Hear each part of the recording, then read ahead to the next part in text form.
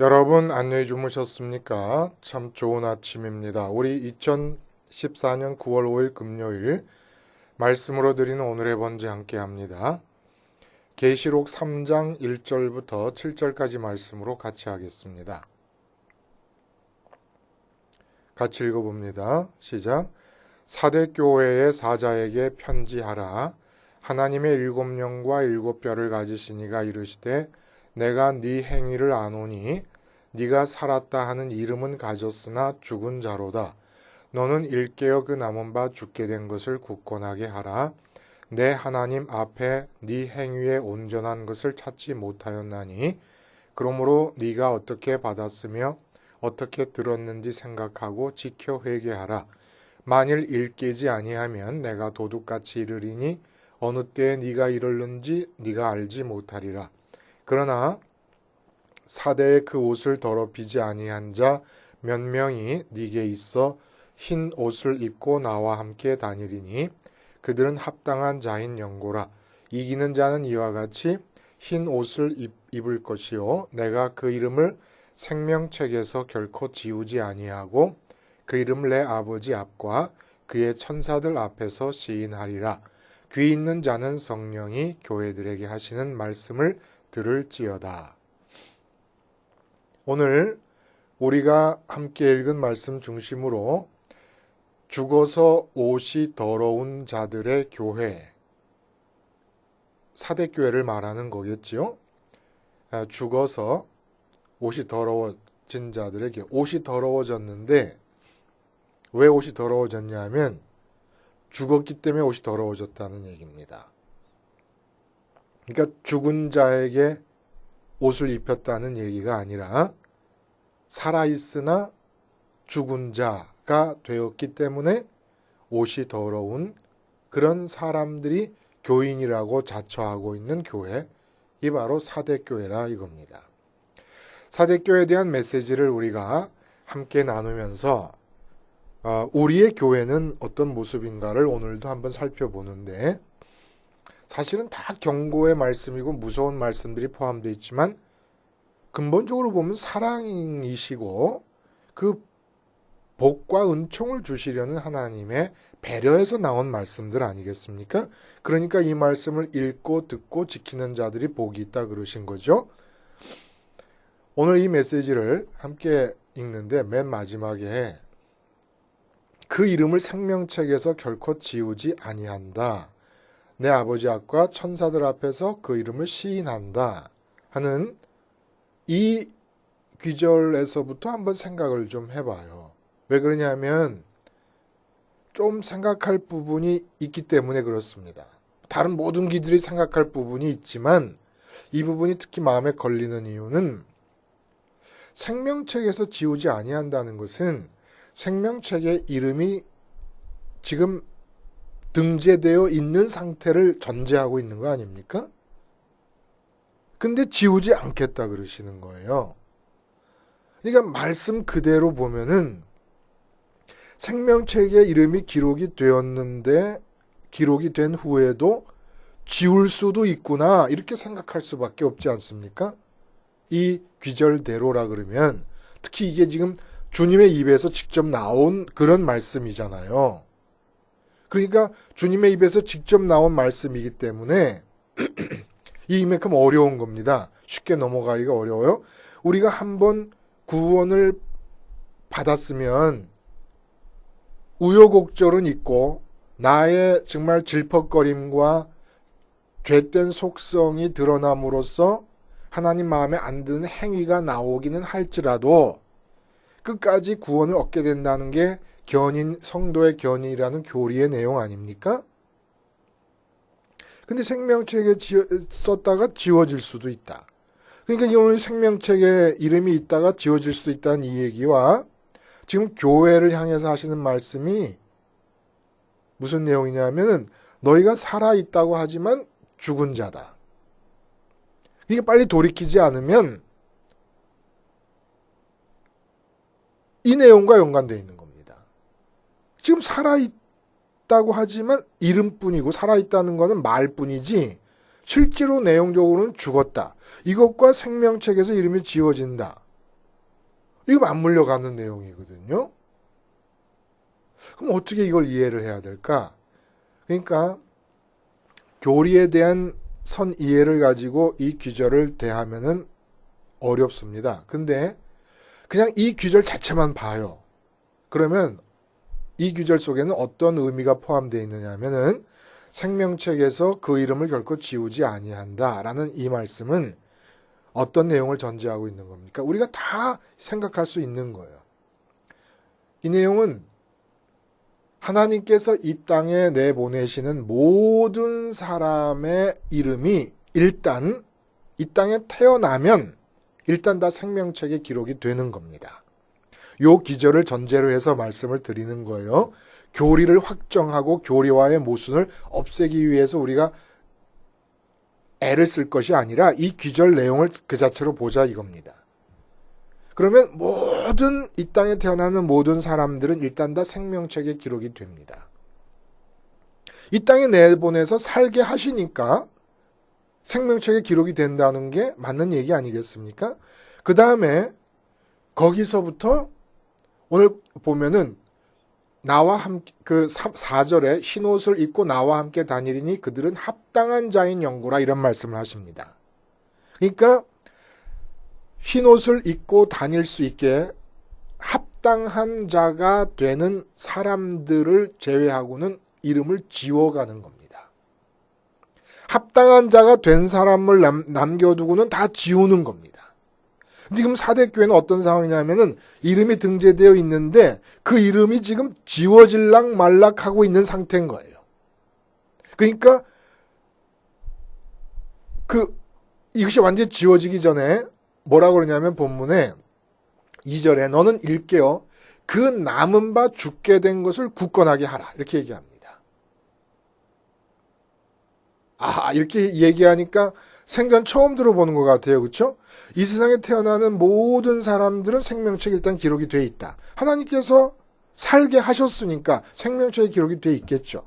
근데 거기서 합당한 자를 골라서 영원한 생명을 주시려고 할 때 합당하지 않은 자들을 지워간다 이런 말입니다. 그러니까 이렇게 보면은 어떤 의미가 되느냐 하면 이 생명책에서 합당하지 않은 자들을 지워간다라고 하는 이런 차원에서 보면은 생명책에 관한 이야기가 어떤 내용이겠는가 하는 것을 우리에게 짐작해 해주는 어떤 사건이 하나 있습니다. 그게 뭐냐면 마가복음 5장에 나오는 12의 혈루병 앓는 여자예요. 이 여자가 지금 군중들이 예수님을 둘러싸고 막 부딪히고 있는 상황입니다. 접촉이 계속 일어나고 있는 거예요. 사람이 하도 많이 몰려서. 그런데 그 군중 속에서 몰래 다가와가지고 예수님의 옷자락에 손만 대도 내 12해 동안 앓고 있던 혈루가 날 수 있을 것이다. 혈루병이. 그렇게 생각하고 옷자락을 잡았는데 진짜 혈루가 났잖아요. 이 순간에 예수님께서 당신에게서 능력이 나간 것을 느끼십니다. 그리고 그렇게 많은 사람들이 지금 예수님께 접촉이 이루어지고 있는 상황인데 거기서 누가 내게 손을 댔느냐고 묻고 찾으실 때 제자들이 예수님 정신 나가셨나 봐.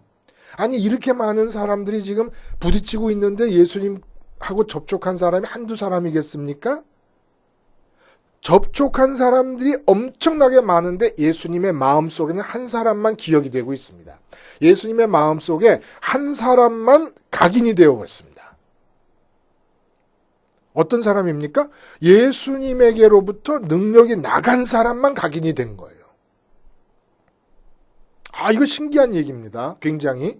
그러니까 그 많은 군중이 모여 있어도 예수님이 마음으로 만난 사람은 그 여자 한 사람뿐인 거예요. 어떤 여자? 예수님으로부터 그 여자에게로 능력이 빠져나간 여자. 그리고 이와 비슷한 얘기가 또 있어요. 뭐가 있냐면은 누가복음 10장에 보면은 70인 제자들을 파송하지 않습니까? 근데 그들이 흩어져서 전도한 뒤에 돌아와가지고 보고할 때 정말 우리가 귀신을 쫓아냈습니다. 라는 얘기를 하면서 기뻐합니다. 그때 예수님께서 하신 말씀이 뭡니까? 귀신이 너희에게 복종하고 항복함으로 기뻐하지 말고 너희 이름이 하늘에 등록된 것으로 기뻐하라. 이렇게 얘기하십니다. 응? 예수님께서 그러나 귀신들이 항복하는 것으로 말고 너희 이름이 하늘에 기록된 것으로 기뻐하라. 그러니까 이 상황도 가만히 보면은 이 제자들이 지금 주님으로부터 능력을 받아가지고 귀신을 쫓아냅니다. 근데 귀신을 쫓아내는 상황과 연관돼서 주님께서 하신 말씀이 하늘에 이름이 기록됐다는 얘기를 하는 거예요. 그러니까 이 두 사건을 놓고 보면은 하늘로부터 능력을 받아서 이 땅에 실현할 때 내 이름이, 나의 존재가 하나님 마음속에, 주님 마음속에 각인이 되고 이름이 기록된다는 것을 우리가 알 수 있다는 거예요. 자, 이런 전제를 가지고 오늘 본문을 보면 살아있다는 게 이름만 살아있는 거지 말하자니 살아있는 거지 사실은 죽었다는 내용을 말씀하시는데, 그렇게 죽었다고 판단하시는 예수님의 그 기준이 뭐냐 하면은 행위입니다. 행위가 죽었다는 거예요. 그 행위가 죽었다는 얘기를 하면서 뭐라 그러시냐면 온전하지 못하다 이런 얘기를 하세요. 그렇죠? 본문에 온전하지 못하다는 말, 내 행위를 안 오니 네가 살았다는 이름을 갖다 죽은 자로다. 그 다음에 2절에 내 행위에 온전한 것을 찾지 못하였다라는 얘기. 온전한 것이라는 이 헬라어 말의 뜻은 뭐냐면은 어떤 공간이 있거나 그릇이 있거나 주머니가 있으면 그것에 내용물이 차가지고 충만하게 넘쳐나는 상태를 말하는 겁니다. 온전하다는 게. 충만하다는. 그러니까 네 행위가 주머니 같은 것인데 그 네 행위의 주머니에 들어있어야 될 내용물들이 충만하게 들어있지를 않기 때문에 너는 살아있어서 활동하고 움직이고 있지만, 살아있다고 하는 증거로 동작이 나타나고 있지만 실상은 넌 하나님이 볼 때 죽은 거다라는 얘기입니다. 행위 속에 내용물이 제대로 들어있지 않기 때문에. 이 행위 속의 내용물이 도대체 뭘까요, 여러분? 도대체 뭐가 내 행위라는 주머니? 내가 예를 들어 사업장에 나가서 사업을 하지 않습니까? 그거 다 행동이에요. 행위로 나타나게 되는데 그 행위를 하나님이 들여다보실 때 어떤 특정한 내용물들이 없으면 나는 죽은 거로 친다는 거예요. 그리고 그 죽은 거라는 사실을 모르고 이렇게 지내다가 이 몸이 죽어버리면 이제는 더 이상 회복할 기회가 없다는 얘기입니다. 그 얘기를 오늘 본문에서는 내가 너희들이 알지 못하는 시에 갑자기 들이닥칠 것이다 라는 얘기를 하시는 거예요. 그게 바로 예수님께서 재림하시는 얘기를 하는 거지만은 재림을 우리가 대하는 순간에 우리가 죽을 때 그 인격, 그 상태로 만나게 되니까, 그러니까 어느 때에 내게 이르는지 내가 알지 못한다. 도둑같이 이른다라는 말씀을 하신 거거든요. 그러니까 내가 죽는 그 순간에 예수님의 재림, 그 순간의 인격의 상태로 재림하신 예수님을 만나게 되니까 내가 언제 죽을지 모르는데, 이렇게 죽은 자로서의 행위를 하다가 돌이키지 못하고 나면은 생명책에서 완전히 지워져 버린다는 겁니다. 그러면 하늘나라에 들어갈 때는 생명책에 남아있는, 이름이 남아있는 자들만 들어가게 되는데 지옥으로 간다는 얘기죠. 사업하다 지옥으로 가고, 행위라는 것도 사업장에서만 나타납니까? 가정에서 아빠 노릇하고 엄마 노릇하고 아내 노릇, 남편 노릇, 자식 노릇할 때 다 행위가 나타나는데 그 행위를 들여다볼 때 내용이 없으면, 내용으로 가득 차 있지 않으면 죽은 자고, 그 상태를 못 깨닫고 계속 그렇게 살다가 인생이 끝나버리면 이거 지옥 간다는 거예요. 도대체 그러면 그 내용물이라는 게 뭘까? 그것을 알게 해주는 실마리가 바로 오늘 사대교회에 보내는 이 내용, 메시지 속에서 예수님께서 자신을 소개하실 때 나타나는 말들입니다. 그게 뭐냐면은 7영과 7뼈를 가지신 이다, 이렇게 얘기를 하세요. 에베소 교회 때는 7뼈를 가지시고 7촛대 사이를 다니시는 분으로 묘사되지 않습니까? 근데 오늘은 7영과 7뼈를 가지신 분이라고 소개를 하십니다. 이 내용 속에 행위 속에 들어있어야 되는 게 무엇인가가 나타난다는 거예요. 그래서 그 내용이 없으면 죽은 자라는 얘기입니다. 내용이 있으면 산 자고, 자, 그러면 일곱 별이 뭐라 그랬죠, 여러분? 주님의 사자입니다. 교회로 보내는 사자. 그러니까 주님께서 당신의 교회를 지키시고 보존하시고 이끌어 가시는 방편입니다. 사자라는 것은 천사라는 단어를 사용했는데 그렇다는 거예요. 근데 그 지키시고 보존하시고 이끄시는 방편의 핵심 내용이 뭐냐면 별의 비밀이라는 겁니다. 그러니까 그것이 천사든 사람이든 어떤 존재이든지 간에 하여간 교회의 별의 비밀을 가르치고 교훈하고 깨닫게 함으로써 교회를 교회되도록 지켜나가는 것이에요. 그 별의 비밀이 뭡니까? 교회는 이 땅에 있습니다. 땅에 사는 사람들의 모임이에요. 어쨌든지 간에. 근데 별의 비밀이라는 것은 이 땅에, 내가 살고 있는 이 땅에 어두움이 덮일 때라야만 하늘의 별이 보인다는 게 별의 비밀인 거예요. 무슨 얘기입니까? 내가 이 땅을 살고 있을 때 이 땅에 대해서 내 마음이 암흑 상태를 볼 수 있을 때, 땅은 암흑일 때, 그때 내 마음에 하늘이 보이고 하나님을 마음이 향할 수 있게 된다는 얘기입니다. 이 일을 위해서 십자가 사건이 일어났는데, 그래서 십자가 사건이 일어날 때 대낮 아닙니까? 대낮인데 온 세상에 어두움이 임하게 됩니다. 그러니까 주님의 십자가가 우리에게 가져온 것이 뭐냐면 어둠이에요. 어둠. 이 땅의 어두움입니다. 왜 그렇습니까? 주님의 십자가가 죄를 사하는 사건이잖아요. 그렇죠? 죄를 멸하는 사건인데 어둠을 가져왔어요. 왜 그렇습니까? 죄가 몰아서 어둠 속일 수밖에 없는 시간과 공간의 세계 안에서 우리가 마귀에게 속아가지고 스스로 가짜의 빛을 만들어낸 거죠. 그게 죄악입니다. 가짜의 빛이 뭡니까? 내 스스로 판단하는 거예요. 선악을. 내게 좋은 것과 내게 나쁜 것, 내게 유리한 것과 내게 불리한 것을 나 스스로가 판단하는 게 이게 내가 만들어낸 가짜의 빛들이고, 가짜의 빛을 밝히는 것, 나 스스로 판단하는 것, 이게 바로 죄악이기 때문에 예수님께서 십자가에서 죄를 멸하셨다는 건 가짜 빛을 멸하신 것이고, 이 세상에 가짜 빛으로 밝혀졌던 세상에 암흑을 가져온 것입니다. 이 세상이 암흑이니까 천사가 어떻게 해야 됩니까? 이 세상에서 빛이 있어야 움직일 텐데 내가 움직일 수가 없는 거예요. 암흑 속에서 어떻게 움직입니까? 움직이면 다 부딪히고 다치고 난리가 날 텐데 내가 판단할 수 없으니까 움직이질 못하는 거예요. 뭐가 좋고 뭐가 나쁜지 모르니까 움직이질 못하는 거예요. 그러니까 어떻게 해야 됩니까? 시간과 공간 바깥에 계신 하늘에 계신 하나님으로부터만 빛을 수입해 들어와야만 되는 거예요. 그래서 하늘에 빛이 들어와야만 내가 움직일 수가 있는 겁니다. 이 움직일 수 있다는 게 뭔지 아시죠, 여러분? 암흑 속에서는 움직일 수 없어요. 행위가 나타날 수 없습니다. 근데 오늘은 행위를 기준으로 볼 때 살았다고 하지만 죽은 자를 가려내고 있는 거 아닙니까? 다 연관이 돼 있죠. 그러면 성령님은 뭐 하시는 분입니까? 자, 별의 비밀에 의해서 내 마음이 이 세상에서 암흑을 봅니다. 암흑을 본다는 건 꿈도 없고 비전도 없습니다. 무엇이 좋고 무엇이 나쁜지를 알아야 꿈도 갖고 비전도 가질 텐데 내가 판단할 수 없으니까 빛이 다 꺼졌어요. 십자가에서 빛이 꺼집니다. 내가 죽었다고 하는 것과 동시에 다 꺼지는 거예요. 다 꺼요. 꿈도 끄고 비전도 끄고 판단도 끄고 소원도 끄고 다 꺼요. 암흑밖에 없습니다.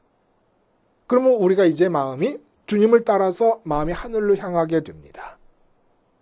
하늘로 향하고만 있는 거예요. 그러나 하늘에서 일어나는 일들이 내 마음에 주어지지 않고 있는 거예요.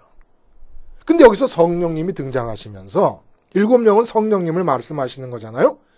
성령님이 등장하시면서 어떤 일이 벌어지냐면 하늘을 이 세상에 대해서 꺼버려서 암흑 속에 있으면서 하늘의 빛만을 향하여 방향을 돌린 내 마음 속에 하나님 마음 속에서 움직이고 있는 생각과 말씀과 계획들을 성령님께서 내 마음에 심어주십니다.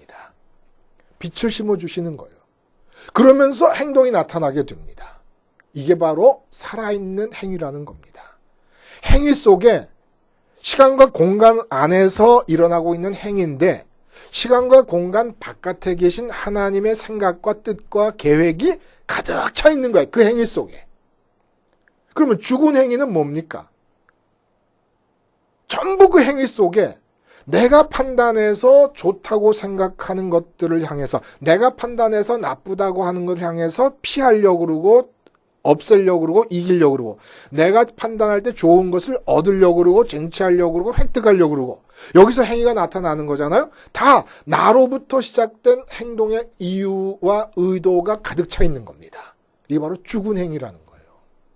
자, 돈이 좋다. 벌써 가짜 빛이 밝혀지고 있는 거예요. 그러니까 돈을 벌어야 된다. 행동을 하는 거예요. 돈을 벌기 위해서 사람을 만나서 대화조차도 돈을 벌기 위해서 대화를 합니다. 모든 대화의 방향이 돈을 버는 쪽으로 쏠려 있는 거예요. 자식을 기를 때도 돈을 벌 수 있는 자식이 되게 하기 위해서 교육을 합니다. 다 그 행위 속에 이 땅에서의 빛으로 가득 차 있는 겁니다. 이게 바로 죽은 행위라는 거예요. 근데 돈이 벌리는지 안 벌리는지 뭐가 좋은지 몰라. 오직 하나님만이 내 인생이 올바른 인생이 될 수 있도록 빛을 밝히실 수 있다는 걸 믿고 이 세상에 대해서 암흑이 돼버려서 십자가에서 다 꺼버립니다. 다 꺼버리고 하늘만 바라보고 있을 때 약속된 성령께서 오셔가지고 우리에게 하나님의 뜻과 계획과 이걸 다 알려주셔서 내가 행동을 하는데 그 행동 속에는 내 의도가 들어있지 않아요. 하나님의 의도가 들어있어요. 그 행동 속에는 하나님의 뜻이 들어있어요. 내 뜻이 아니고 내 판단이 아니라 하나님의 판단이 들어있어요. 이게 바로 살아있는 자라는 겁니다. 그러면 이것과 연관지어서 옷이 더러워졌다 그러잖아요. 옷이 더러워지지 않은 자가 남아있다. 그들에게 내가 흰옷을 주겠다. 그러면 옷이 더러워졌다는 게 뭐예요? 옷은 신분을 말합니다. 신분. 신분이 뭐죠? 한 여자가 있어요. 학교 다닐 땐 학생입니다. 대학교 들어가서 남자친구를 사귀었더니 이 여자가 애인이 됩니다. 이게 다 신분이에요. 그 애인이 좋아가지고 결혼을 하니까 이 여자가 이제 아내가 됩니다. 학생 신분, 애인 신분, 여친의 신분, 그리고 아내의 신분, 그리고 또 결혼 생활을 하다 보니까 자식이 태어났습니다. 그럼 엄마의 신분. 근데 이 모든 시간을 관통하고 있는 신분이 또 하나 있죠? 부모님이 계시니까 자식의 신분, 딸의 신분이 또 있어요. 이게 다 옷입니다. 근데 내가 학생의 신분, 여자친구의 신분, 아내의 신분, 엄마의 신분, 딸의 신분, 이게 옷인데 이 옷이 왜 더러워진다고 얘기하는 거예요? 이 신분 자체가 어떻게 더러워질 수가 있을까? 자, 내가 이제 엄마의 신분이에요. 엄마의 신분인데 엄마의 신분이라는 옷이 더러워지는 경우가 어떤 경우냐? 자식을 키우는데 엄마로서 자식을 상대할 수밖에 없잖아요. 엄마라는 신분이니까. 근데 자식을 상대할 때 자식을 향한 말과 행동과 모든 것들이 나한테서 나옵니다. 아까 말씀드린 대로 내가 판단할 때 이 세상에서 잘 산다고 하는 것은 이런 모습이다. 돈 좀 적당히 있고 공부를 많이 해서 아무리 여자지만은 공부로 이름을 날려야 되겠다. 아니면 뭐 피아노를 잘 가르쳐서 피아노를 잘 침으로써 성공한 인생이 돼야 되겠다.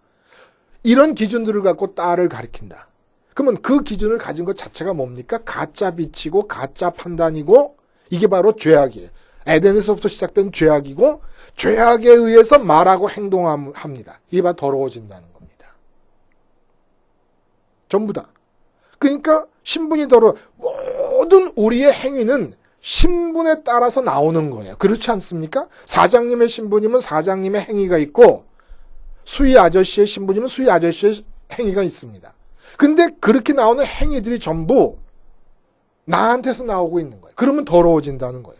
내가 사장이고 내가 아내고 내가 남편이지만 아내를 향해서 남편이라는 신분에서 할 수 있는 이야기는 하나님께 받아서 해야 된다는 얘기입니다. 하나님께 받지 않고는 하지 말라는 얘기예요. 그래서 주님께서 그렇게 사셨잖아요. 그 가장 좋은 예가 우리가 자주 듣는 얘기입니다만은 주님이 뭐라 그러세요? 내가 판단할 수 있다. 얼마든지 너희들의 사는 모습을 보고 내가 할 말이 많다. 그러나 나는 아버지께 들은 말만 너희에게 전하고 있다. 이게 바로 신분이 더럽혀지지 않고 있는 죄가 없으신 주님의 인간으로서의 삶의 모습이라는 거예요. 내가 판단할 게 많지요. 내가 바보가 아닌 다음에야 왜 판단을 못합니까? 얼마든지 판단하고 세미나 들어가서도 내가 누구한테 지지 않고도 말할 수 있는 사람이에요. 그러나 그 모든 거 다 꺼버리고 하나님께서 이 시간에 지금 내가 엄마로서 있는 신분, 아내로서 있는 이 신분상 남편과 마주대하고 있는 이 시간에 뭐라고 얘기하기를 바라시는가에 귀 기울이는 겁니다. 어떻게 귀 기울일 수 있습니까? 별의 비밀을 활용하는 겁니다. 지금 남편 앞에서 내가 까맣게 죽는 거야. 남편이 하는 말과 남편이 하는 행동을 보면서 내가 옳고 그른 거를 나는 모른다라는 걸 알고 꺼버리는 거야. 십자가를 기억하면서 꺼버려요. 그러면 하늘로 마음이 향합니다. 그 순간에. 그때 성령께서 오셔서 하나님 마음속에 있는 생각들을 넣어주실 때 그걸 따라가는 겁니다. 이게 하루아침에 되진 않겠지만 이 생각으로 살아가는 자들이 옷을 더럽히지 않는 자들이라는 겁니다. 이들을 주님께서 당신과 함께 거니는 자들이라고 그래요. 흰옷을 준다. 흰옷이 뭐겠습니까? 흰옷도 신분이에요. 신분. 근데 흰옷이라는 것은 이 세상에 만들어지기 전에 예수님과 하나님과 성령님께서 영원 전부터 시간과 공간이라는 게 존재하지도 않고 있을 그때부터 영혼 속에서 함께 교제하시고 일체되시고 행복해 하시고 날마다 웃으시면서 함께 살고 계셨잖아요. 바로 이 사귐에 우리를 참여시키셔서 주님이 하나님 아버지를 1대1로 마주하시면서 아버지 앞에서 영원전부터 아들이셨던 신분의 옷을 입고 계시잖아요. 그 옷을 똑같이 주겠다는 겁니다. 우리에게. 우리도 피조물인데 신이 되게 하게 하시겠다는 얘기고 당신과 같이 거닌다는 게 당신과 똑같이 하나님을 1대1로 상대할 수 있는 하나님의 아들이 되게 해주시겠다. 자녀가 되게 해주시겠다는 그런 얘기입니다. 어떻게 하면 이 땅에서 모든 신분에서 나오는 행위들을 오직 별의 비밀을 통해서 내가 판단하는 빛 아래서 행동하는 게 아니고 나의 의도와 나의 계획에 의해서 행동하는 게 아니고 별의 비밀에서 이 땅을 다 꺼버리고 십자가로 하늘을 향해서 성령님에 의해서 주어지는 것들을 따라 움직이는 삶을 살 때에 생명책에서 그 이름이 지워지지 않아서 영원히 하나님을 1대1로 맞대할 수 있는 아들로서의 신분을 주겠다라는 얘기를 지금 하고 계시는 것이죠. 오늘 하루 살아가는 동안에 내 행위가 한번 관찰을 해보세요. 몇 퍼센트 정도가 죽은 행위고 산 행위인가? 우리가 이 사실을 모르고 행동을 그동안 하고 있었다 그러면 아마 거의 100% 가까운 수치로 죽은 행위만 하고 살았을지도 모르지 않습니까?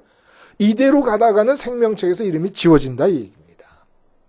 그러니까 돌이키라는 얘기예요. 망하게 하려고 이 말씀을 주시는 게 아니라 돌이켜서 그 생명책에 기록된 내 이름이 뚜렷하게 부각될 수 있도록 하나님과 천사 앞에서 주님이 기억하는 마치 혈루병 여자를 그 많은 군중 중에서 단 한 사람 그 여자를 주님이 마음속에서 찾아내려고 하신 것처럼 그게 사람들 앞에서 시인하는 거 아니겠습니까?